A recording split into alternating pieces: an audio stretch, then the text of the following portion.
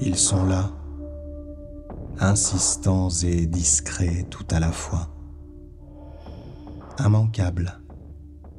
Le premier m'avait tant effrayé. Alors, il va falloir tous les porter, nos morts. Je ne savais pas qu'ils apportaient la force nécessaire à ce portage, qu'ils apportaient l'espace suffisant pour leur faire de la place, qu'ils passaient à travers les murs de nos vies sans effondrement. Nous ne pensons pas davantage pouvoir croiser un dragon qu'un fantôme. Les mots existent, ils sont beaux et étranges, ils ornent le quotidien. Nous jouons avec leur beauté, avec la peur délicieuse qui les environne. Bien longtemps après leur apparition, ils demeurent incroyables. Bonjour. En randonnée, on se salue à nouveau. Comme si, compte tenu de la faible densité de population humaine, face à l'intense présence de la flore, la faune des lapins se fait discrète et point de grosses bêtes sur la voie verte des gueules noires. Cela valait la peine de se rappeler à une certaine fraternité, qui passe par la politesse rudimentaire de se reconnaître comme présent, présente, au même lieu, au même moment. Seul bémol, à vélo, il est bien difficile de dire bonjour aux promeneurs qu'on dépasse, à moins de s'en aller dans le décor. Car c'est un visage qu'on salue, pas une nuque.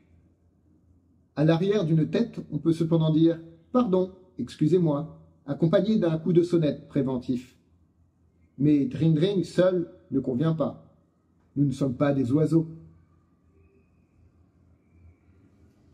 Ce matin, en fait c'était la nuit, je ne dormais pas, et je pensais au bonjour que nous nous adressons. Un souhait. Nous l'oublions, mais c'est bel et bien un souhait que nous formulons. Regardez comme il s'échange facilement avec « que votre chemin soit couvert de 1000 pétales de rose jusqu'à la fin de ce jour ». Il en va un peu différemment avec les tout petits enfants qui s'étonnent encore ouvertement qu'un jour succède à l'éprouvante nuit où ils crient famine, souffrent durement de la percée de leurs gencives par des dents qui, nous leur cachons bien, ne sont que provisoires, côtoient des cauchemars dont ils n'ont aucune raison de penser qu'ils diffèrent de la réalité en constante métamorphose qui fait leur quotidien. Nous leur adressons un bonjour qui a la valeur du « coucou me revoilà », qui scande le jeu de cache-cache derrière nos mains et qui les fait tant rigoler. Coucou, revoilà le jour. Nous sommes encore des mages dignes de ce nom. Pour les ados, notre bonjour a plutôt fonction de toile de sauvetage, à la manière de celle des pompiers, tendue d'avance pour éviter un contact trop direct avec le bitume au somnambule des toits. Dans la majeure partie des cas, cependant, nous formulons un souhait, comme font les fées, de manière performative. Je le dis et ça y est. La magie ensuite opère, ou non. Même les fées sont tributaires des contextes et des contre-souhaits. Mais à chaque bonjour prononcé, il y a du conte qui passe dans notre vie. Mais finalement, qu'est-ce un bon jour? Le contraire d'un mauvais jour? Peut-on avoir un mauvais jour isolé? Ne dit-on pas « il a de mauvais jours » ? Sont-ils groupés alors, comme un ciel de nuages au-dessus de l'année, ou saupoudrés par-ci, par-là, comme des grains de sel qui se seraient pris dans le sucre? Quand on dit « ce n'est pas le bon jour », est-ce que c'est pour autant le mauvais jour?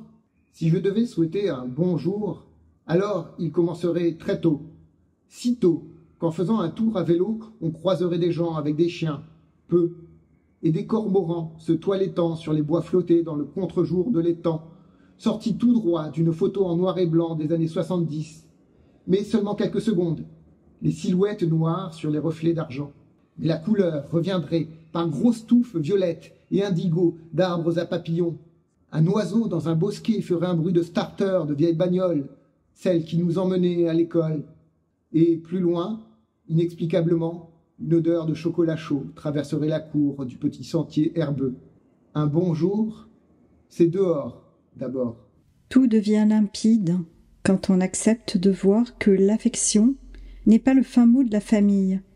Il y a autre chose à faire avec ceux-là qui sont proches, à la première vue, qui l'emportent. Tu rejettes l'idée comme un oreiller soudain incommode dans l'entrelac de la nuit et du sommeil. Puis, à la réflexion, tu ramasses le mot aux petites heures froides pour t'en couvrir et te rendors. Comme s'il m'avait toujours connu au cirque, l'enfant s'est jeté des bras de son père vers moi, en voltigeur gracieux. Je l'ai attrapé au vol. C'était réglé à la manière d'un vieux numéro de cirque, d'un très ancien accord, et mon cœur lui a murmuré « Je suis très honoré de votre confiance. » Une amie se fait moquer parce qu'elle a tenté une randonnée avec un âne. Les autres compagnons de ce voyage me semblent pourtant de bien meilleurs objets de raillerie, et sa foi dans l'humanité un vain courage à saluer. Chacun son bas.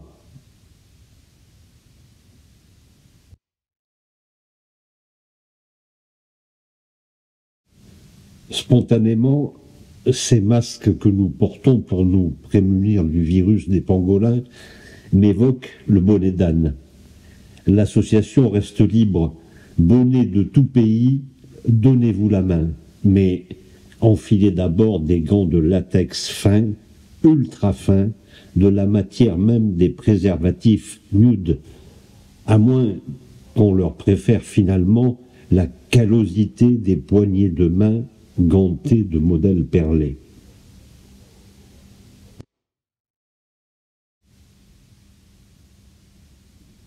Et par extension, le mot ânerie est doux, avec de grandes oreilles duveteuses et de beaux yeux noirs, peinés par l'erreur. Il ôte le tragique qui pourrait surgir mal à propos, renvoie la culpabilité inopportune à un malentendu enfantin. Une ânerie se répare à chaud ou à froid, comme on fait un âne. Mais là aussi, ce n'est pas forcément nécessaire. On comprend à son nom qu'on va pouvoir faire avec, vivre avec une ânerie. La promotion de ce mot ajouterait l'un des nombreux barreaux manquants sur l'échelle qui va du « il n'y a pas de souci » au « il n'y a pas de mots ». Effiloche. Entendu 2 fois ce jour, le mot plein d'enfance et de pulquipluche sur un sujet grave, confirmant que la société est faite sur un métier où l'on peut la remettre au travail, faite d'une matière sans cesse ajoutée, et voilà que ce grand vêtement qui protégeait le corps social, s'effiloche. Il aurait sûrement mieux valu pour lui de partir en quenouille. Mais au regard des chiffres, ce n'est pas demain la veille que nous verrons la loi salique tomber vraiment en désuétude, au lieu de perdurer dans des liftings successifs. Face à la tristesse de cette annonce, je reprendrai dès demain mon travail de fil de l'été, nouant, à mon humble échelle, là où ça détricote. Coccinelle.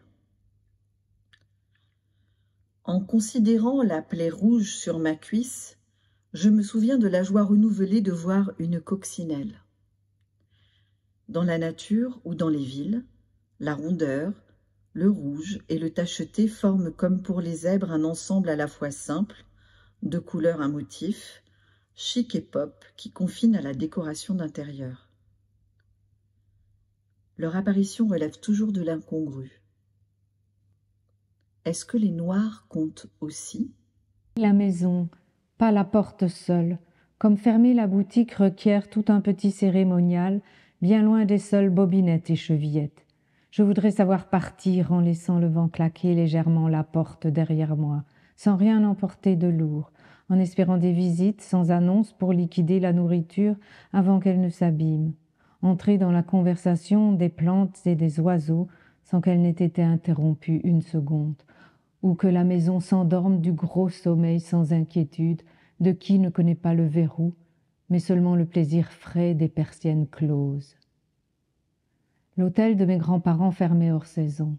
Ils ont dû connaître de bonnes et de mauvaises années, mais l'hôtel fermait hors saison, avec une petite pancarte détaillant les périodes, ou plutôt un mot écrit sur du papier dans la belle écriture énergique de la Jeanne. Ils partaient à la mer ou voir des amis, et pendant ce temps-là, la grosse maison était fermée, et bien sûr des clients se cassaient le nez sur le mot, allaient manger et dormir ailleurs, ne reviendraient plus, mais ça n'était pas le plus important. Il y avait un temps pour le travail et un temps pour le repos, et l'un comme l'autre étaient sacrés à leur manière d'après-guerre, de 30 glorieuses où le respect du travailleur mettait à la même table le pape et Marx pour un menu unique, vin et café tout compris. L'hôtel de mes grands-parents fermait hors saison. Ils ont dû connaître de bonnes et de mauvaises années, mais l'hôtel fermait hors saison, avec une petite pancarte détaillant les périodes, ou plutôt un mot écrit sur du papier, de la belle écriture énergique de la Jeanne. Il partait à la mer ou voir des amis, et pendant ce temps-là, la grosse maison était fermée, et bien sûr, des clients se cassaient le nez sur le mot, allaient manger et dormir ailleurs, ne reviendraient plus, mais ça n'était pas le plus important. On nous vend si bien et si cher une vie de flux, une vie sans discontinuité, tout en plein, où même les déliés sont à peine une bride qu'on laisse sur le cou tout en la gardant fermement en main. Je pars, mais je reste joignable. Je pars, mais je reste. Comme si nous étions des soldats, comme s'il y avait le feu. Renoncer au grand théâtre qui s'est greffé sur la moindre de nos activités. Cette année, enfin, je suis fermé pour congé. Nous sommes tout balourds au moment des retrouvailles, des au revoir, des félicitations, des marchés conclus. Si quelque chose remplaçait le contact physique, nous pourrions croire à l'individualisme, cette autarcie promise. Mais non, rien. La voix peut caresser, consoler, réchauffer. Elle demeure un pis-aller. Les mots peuvent être adéquats, bienvenus, puissants. Nous sentons dans notre fort intérieur qu'il faudrait là une poignée de main, là une accolade, là un baiser qui claque, et ce manque profond ébranle nos charpentes. Puissions-nous ne jamais nous y habituer. Anne porte à ma connaissance ce thé au goût de miel et de raisin comme un bol à mes lèvres. Le réconfort qu'il en attendait lui fait défaut, mais m'enveloppe. L'un et l'autre, nous écrivons en ce moment laborieusement, semble-t-il. Pourtant, ces mots sont comme deux sœurs pour moi. Anne, cordonnier le plus mal chaussé, boitille dans la ville où ses nuits s'échouent. À ce rythme, au moins, je pourrais y suivre. Intramuros. Ne veux plus y aller, maman. Préfère les bords, les lisières, le dehors, si vaste. Entre une façade borgne et l'autre pas, un square. J'ai apporté du café et l'ami des pommes vraiment très bonnes. Sur le banc, dans l'unique allée joliment sinueuse qui offre un abri supplémentaire, nous nous félicitons de ce nouveau point de chute comme deux agents de liaison.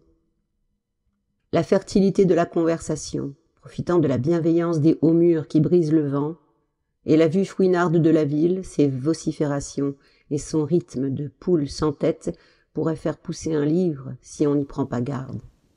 Javel. Il avait neigé en septembre. Sur la route de nuit, nous nous sommes arrêtés. Les lièvres s'étaient rassemblés autour des javels à moitié ensevelis, perdus pour perdus, pas perdus pour tout le monde, et ils dînaient de grain sous la lune. C'était spectaculaire, tu vois. Notre corps est comme de l'herbe, dit-il. Voilà que nous sommes dans le demi-cercle de la faux. Les pieds de l'archange marchent déjà sur nos compagnons tombés en Javel. Jean Giono, Bataille dans la montagne, 1937. Dans un restaurant folklorique de Vézelay, une envoûtante et rigolarde chanteuse, Claronne McFadden, puisqu'à ces seuls mots de portrait, plus d'anonymat possible, m'avait raconté un opéra créé quelque temps auparavant à Lyon. Le livret évoquait un temps après la mort où les arrivants pouvaient choisir lequel de leurs souvenirs deviendrait leur éternité. J'imagine, plus que je ne me rappelle, que le librettiste avait interrogé des vivants pour se faire une idée. Il me semble qu'à l'étonnement général, ce n'était jamais des souvenirs tels que rencontre amoureuse, naissance, gloire qui étaient évoqués. Cet opéra, je ne veux pas le voir. J'aime par trop le récit de la flamboyante Claronne McFadden et l'intimité incongrue qu'elle nouait entre nous en cet instant. Un instant de conteuse, de sorcière, de passeuse d'âme. Ce souvenir de mon grand-père des lièvres surpris nuitamment dans leur assemblée autour des Javels, je crois qu'il souhaitera y passer l'éternité. Et cette histoire des Javels est revenue une fois encore dans notre discussion. Par mégarde, j'ai dit lapin. Et immédiatement, mon grand-père m'a corrigé. Des lièvres, pas des lapins. Lui, si débonnaire sur les narrations, il ne rigole pas avec l'exactitude de celle-ci. A raison d'ailleurs, les lièvres sont sauvages. Ils battent la campagne. Idoine. Le mot qui convient pour ce qui convient. Notre première rencontre, j'avais 15 ans, je lisais Lolita de Nabokov avec un dictionnaire. Je ne sais pas trop ce qui convenait là-dedans, mais tout de suite il prit la couleur des chardons bleus. Ce mot, avec une flopée d'autres, je l'ai appris en lisant Lolita de Nabokov, l'hiver de mes 15 ans. Je me souviens de la neige et de l'appartement à Megève, de l'héritière coupable d'une grande famille de l'industrie française, une jeune collègue de ma mère, enceinte jusqu'aux yeux d'un fils d'immigrés polonais, aux activités un peu louches, plus âgée qu'elle. Elle avait beaucoup grossi pendant la grossesse, elle se sentait malheureuse et mal aimable comme une baleine égarée parmi les esturgeons. Dans Lolita, j'arrivais au dernier chapitre, elle aussi. Kaki. Couleur de la poussière aux Indes. Le fruit jaune, orangé, juteux, à chair molle, fait bien voir la limite du déterminisme. Les kakis et les grenades, nature morte paramilitaire. Au conservatoire de théâtre, on aimait porter les habits des ouvriers, les habits des militaires, le bleu et le kaki, pour ne pas s'oublier. On a un vrai boulot, et c'est la guerre. Même avec des mots, on peut se salir les mains. Mais à la vérité, on aimait tous les costumes et il n'y avait aucun habit propre. L'hiver, sous prétexte de Tchekhov, on empruntait des gros manteaux aux gardiennes bienveillantes de la réserve. C'était la dèche en robe du soir. Et la graffe du ticket de pressing blessait juste assez la peau délicate de l'omoplate pour qu'on ne s'y croie pas. Page 34, Milonga. Un lieu qui est une danse qui se calibre sur le lieu. Au tango, les principes de la danse s'expliquent en 3 leçons et un enfant peut s'en saisir. Les 10 années qui suivent suffisent à peine à savoir mener la danse en toutes circonstances, partenaires, salle, fréquentation du bal. La danse se calibre sur la musique, ou sur une des lignes de la musique, celle qui se chante, celle qui accompagne, celle qui se joue. Un de ces rythmes qu'à loisir on peut doubler, ou diviser, ou suspendre. Oui, s'arrêter au milieu de la milonga, et de la milonga s'arrêter tout simplement, et dans l'immobilité apparente, être plus que jamais avec la musique, avec tous les rythmes. Le monon est comme ces petites cales de bois qu'on utilise pour empêcher une porte de se fermer. Il arrête quelque chose, s'oppose à un rythme infernal, à ce qui est devenu la logique des choses, alors même que la logique en est absente. Le mot non refuse de participer, d'apporter de l'eau à un moulin qui tourne à fond. Le mot non est un grain de sable qu'on dépose dans un engrenage qui broie celui qui dit oui, comme celui qui l'actionne. J'ai manqué de m'appeler Nonce. Ma mère trouvait inquiétant de mettre un nom dans le nom d'un enfant. En vérité, dans le nonce, il n'y a qu'un messager qui porte à l'envi le oui et le non, parfois Je le regrette. 2 avril, observatrice. Inlassablement.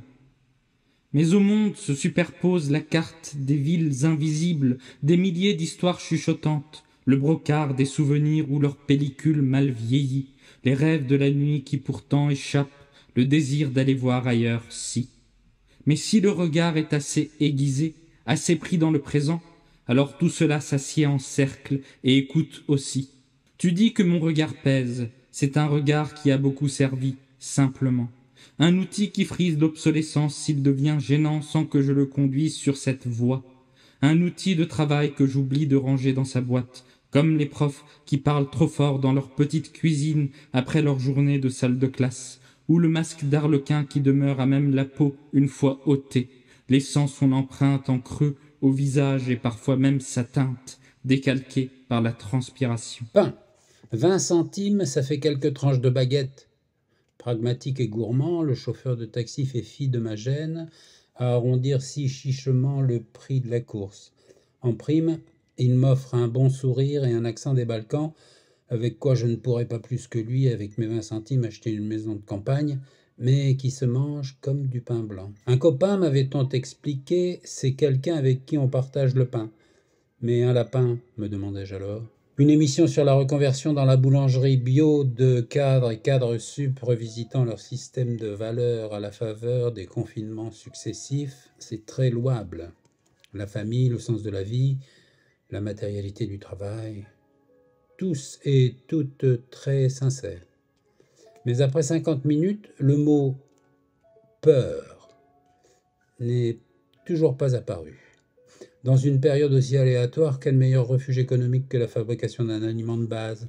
À les entendre si volontaires, on pourrait croire que la peur de manquer peut être conjurée par le seul manque du mot « peur ». Peur, ça va mieux en le disant pourtant. Tout le temps passé à tenter de boucher les trous gênants de leur réalité avec du glaçage, des posters de plage, de montagne, une partie de cache-cache avec le sujet principal. Quand il n'y a plus rien, il y a du pain. On n'a jamais vu un boulanger ou une boulangère au chômage. Ne manquant de pain, il y a encore du chemin à faire pour pouvoir nous montrer effarés, êtres humains que nous sommes. Il y a des trous dans le pain, au moins. C'est par là que la confiture dégouline. Ça dégouline, ça coule sur les doigts, ça passe par les trous de la tartine. Pirate. Certaines personnes adultes retrouvent le moyen d'y jouer grâce à l'appel à l'aide, balisé de fautes d'orthographe, d'un ami otage d'un pays lointain. Se faire pirater. Un peu de haute mer dans un monde de ville. Dans À la ligne feuillet d'usine, Joseph Pontus faisait chanter les sardines. Je pense à sa boîte trop petite pour son tatouage de pirate, avec un cœur déraisonnablement lourd pour une étrangère sur le port. Dans un placard, il y a notre vérité. Des araignées, des balais, un squelette. On sortira au plus vite avant d'avoir brûlé les balais qui nous restent pour faire un peu de lumière. Nenni au siropé, on y lise toutes les bonnes raisons de s'y terrer en se taisant. On en invente le besoin. On se cogne à tous ses coins. On s'intoxique de ses produits d'entretien, qu'il a plus blanc que blanc. Mais si on sortait, on blesserait sûrement quelqu'un d'autre, qu'on imagine très bien. Si bien qu'on y croirait. Lui. Ah, te voilà, toi. Où étais-tu passé? Ne nous fais plus jamais de frayeur pareille. De la pluie, de la pluie. Ils en annoncent tout le temps, mais l'orage, on n'en voit pas la queue d'un, a dit mon grand-père Marcel. Et c'est un désespoir de penser qu'avec le dérèglement climatique, toutes ces papillotes d'anthologie fondront comme neige au soleil. Voir la pluie arriver. Être là, à son début, aux premières gouttes. Rien de commun avec ce réveil où déjà il pleut, avec cette sortie d'immeuble où on retrouve la pluie qui tombait déjà quand on y est entré plusieurs heures auparavant. Voir la pluie arriver. Voilà qui pourrait augmenter une des listes de Saeshonagon, choses qui rendent inexprimablement heureuse. Je ne fais pas la pluie. Je ne suis pas le sol qu'elle arrose, je ne suis pas une fleur, ni un arbre. Mais je suis là au moment où quelque chose d'importance se produit pour ce monde qui m'entoure. Des joies similaires se proposent à qui enseigne. Réveil. Le matin gagne toujours, en importance. Son temps est sans équivalent. Une fois passé, il laisse un regret. Ce qui n'a pas été fait, vu, trouvé, pensé là, devra, dans le meilleur des cas, attendre le lendemain. Dans le pire des cas, la perte est irrémédiable. Tous les matins du monde sont sans retour, mais c'est surtout une forme de la continuité qui s'est perdue. Si le réveil advient tôt, voire très tôt, et qu'une journée s'est écoulée déjà quand midi sonne à la porte et s'invite à déjeuner, quelque chose de très doux peut se manifester. Dans l'après-midi, on ne peut alors rien savoir, mais le lendemain matin a déjà les beaux atours d'un rendez-vous plein de promesses franches. Souhait. Les fées fâchées sont celles à qui l'on n'a plus laissé qu'un souhait à formuler. Un souhait pris en otage. Un souhait pour réparer. Elles passent après Carabosse. On pourrait croire que ça leur plaît, ce rôle d'héroïne, mais ce serait une grossière erreur. Elles passent après Carabosse comme les bonnes après les enfants mal élevés, et que je lave et que je recouds. Si elles étaient passées en premier, elles se seraient penchées sur le sens, la force et la beauté. Mais là, il ne leur reste plus qu'à limiter les dégâts et les têtes déçues du couple royal en prime. Ah, ne peut pas mieux faire? Non, les fées fâchées font avec ce qui reste, et on n'a jamais vu une chef étoilée avec la cuisine du frigo. Tout ça mis bout à bout, il reste le direct et l'omnibus. Et quand la province est devenue un train-train, on ne s'y trompe plus. Mais il y a longtemps, au début, un jour, nous avons accompagné à la gare un très bon ami qui voulait légitimement rentrer chez lui, où l'attendaient sa femme et ses petits. Arrivé bien en avance, et nous l'avons installé dans le train à quai. Sans prendre garde qu'à la gare, on disait déjà qu'il partirait 20 minutes après. Il faisait beau. Notre ami s'est assis sur le marchepied et nous avons discuté. Ce n'est qu'après que le rapide était passé que nous avons constaté qu'il y avait un lent et que nous étions devant, comme gros gens. Et finalement très contents de discuter encore et de nous être ensemble perdus dans le temps. L'ami s'est mis 50 minutes de retard dans la vue à l'arrivée, mais il n'en fut pas chagriné. C'était un ami de longue date. Un ami très cher, vraiment, un compagnon de voyage. De ceux dont on sait qu'on partagera toujours le train de vie. Il est mort aujourd'hui. Enfin, pas aujourd'hui même, mais il y a quelque temps qui ne rime à rien et qui fait bien étrangement son office de touriste. Et chaque fois que le chagrin m'égare, en allant prendre un train, je pense à ces 20 minutes de bonheur partagées en parts égales, comme une galette de soleil. Alors je crois avoir sur le visage un rictus qui était le sien, hé hé hé, avec l'air malin du rouquin. Le train de vie est passé. J'en parle. Charlotte. Un gâteau. Un nom en aucun cas. Un gâteau mouillé. Un gâteau mou dont la seule exigence est la patience. Déception des anciennes petites filles qu'un gâteau si bon ne relève d'aucune magie, mais seulement de l'empilement. La magie, c'est qu'il ne s'effondre pas une fois démoulé. Mais ça, elles le découvriront dans 48 heures. Enfin, on croise les doigts. Sans avoir consulté ce journal, je réalise une Charlotte à 1 an d'intervalle. Ce doit être les pêches. Devant la petite forme des fruits d'été, j'envisage une Charlotte aux concombres et aux chèvres.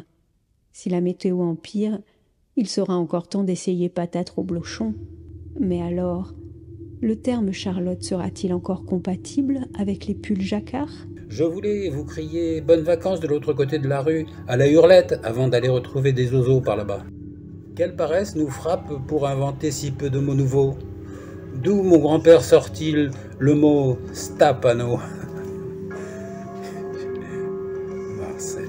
Tout le monde l'utilise là-haut, et si je le tape sur Internet, des pelles à neige apparaissent, mais aucune mention directe du mot.